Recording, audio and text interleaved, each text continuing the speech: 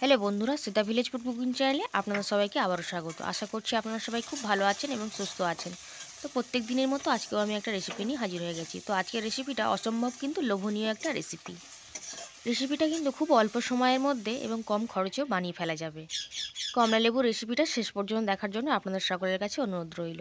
তো রেসিপিটা বানানোর জন্য আমি এরকম দুটো মিডিয়াম সাইজের কমলা লেবু নিয়ে নিয়েছিলাম। এবার কমলা লেবুটা খোসা ছাড়িয়ে নিচ্ছি। খুব ভালো করে কিন্তু একটা একটা করে যেভাবে কমলালেবু ছাড়াই ওভাবে ছাড়িয়ে নেব এবং গায়ে যে সুতোগুলো যেরকম থাকে সেগুলো কিন্তু খুব ভালো করে ছাড়িয়ে একটা একটা করে ভাগ করে নেব। রেসিপিটা বন্ধুরা খেতে কিন্তু বেশ ভালো লাগে, ছোট থেকে বড় সবাই বেশ পছন্দ করবে। আর বন্ধুরা, আজকের কমলালেবুর এই রেসিপিটি যদি আপনাদের ভালো লেগে থাকে অবশ্যই কিন্তু চ্যানেলটিকে লাইক করবেন, আর চ্যানেলের নতুন বন্ধু হয়ে থাকলে চ্যানেলটাকে অবশ্যই সাবস্ক্রাইব করবেন। এবার দুটো কমলালেবুকে খুব ভালো করে দেখুন খোসা ছাড়ানো হয়ে গেছে।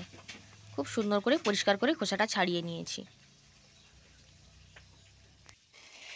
এখন আমি গ্যাসের ওভেনে একটা কড়াই বসিয়ে দিয়েছিলাম, কিছুটা তেল দিয়ে একটু গরম করে নিয়েছি। তারপর দুটো শুকনো লঙ্কাকে দিয়ে দিয়েছি, শুকনো লঙ্কা দিয়ে একটু ভাজা ভাজা করে নিচ্ছি। তারপর দিয়ে দিচ্ছি 5 ফোড়ন। যদি 5 ফোড়ন না থাকে তাহলে সর্ষে বা গোটা জিরেও কিন্তু দেওয়া যেতে পারে। একটু ভাজা করে নিলাম। তারপর আগে থেকে যে লেবুটাকে রেডি করে রেখেছিলাম খোসা ছাড়িয়ে সেটাকে আমি দিয়ে দিলাম, দিয়ে মিনিট 2-3 মতন ভেজে নেব। কমলা লেবুটাকে বেশি ভাজবার কিন্তু প্রয়োজন নেই, 2 থেকে 3 মিনিট আমার ভাজা করা হয়ে গেছে। আর গ্যাসের ফ্লেমটা কিন্তু মিডিয়াম আছে। এখন আমি সামান্য পরিমাণে দিয়ে দেব হলুদ গুঁড়ো এবং সামান্য লবণ। হলুদ আর লবণটা দিয়ে কিন্তু আরও 1 মিনিটের মতন ভেজে নেব, বেশি ভাজা কিন্তু যাবে না।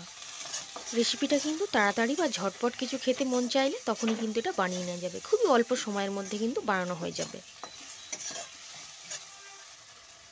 এবার আমি দিয়ে দিচ্ছি চিনি।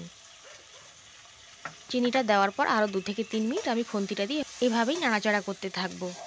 আর নাড়াচাড়া করেই কিন্তু চিনিটাকে গলিয়ে নেব। আপনারা কিন্তু একটু জলও দিয়ে নিতে পারেন। আর মিষ্টির পরিমাণটা আপনারা কিন্তু আপনাদের পছন্দ মতন দেবেন। আর এখন আমি কয়েকটা কাজু বাদামকে ভেঙে টুকরো করে আমি দিয়ে দিচ্ছি। এতে কিন্তু খেতে বেশ ভালো লাগবে। খুব ভালো করে খুন্তি দিয়ে নাড়াচাড়া করে মিশিয়ে দিচ্ছি। আর গ্যাসের ফ্লেমটা কিন্তু মিডিয়ামই আছে। কিছুক্ষণের মধ্যে দেখুন চিনিটা কিন্তু গলে গিয়েছে এবং কত সুন্দর দেখতেও লাগছে। কমলা লেবুর চাটনিটা একবার এরকমভাবে আপনারা বাড়িতে বানিয়ে কিন্তু দেখতে পারেন, খুবই অল্প সময়ের মধ্যে রেডি হয়ে যায় আর খেতে কিন্তু খুবই সুন্দর লাগে। আরও 1 থেকে 2 মিনিট মিডিয়ামের চেয়েও একটু লোতে রেখে আমি একটু ফুটিয়ে নিচ্ছি। এরকমভাবে একবার কমলা লেবুর চাটনিটা বানিয়ে কিন্তু দেখতে পারেন, খেতে কিন্তু খুব সুন্দর হয়। এখন কমলা লেবুর চাটনিটা কিন্তু পুরোপুরি রেডি হয়ে গেছে, তাই গ্যাসটা আমি অফ করে দিলাম। আর একটা বাটিতে আমি নামিয়ে নিয়েছি। দেখতেও সুন্দর লাগছে, খেতেও কিন্তু দারুণ লাগে। চাটনির রেসিপিটা কেমন লাগলো কমেন্ট করে কিন্তু অবশ্যই জানাবেন। আর ভালো লাগলে লাইক, শেয়ার এবং সাবস্ক্রাইব করবেন।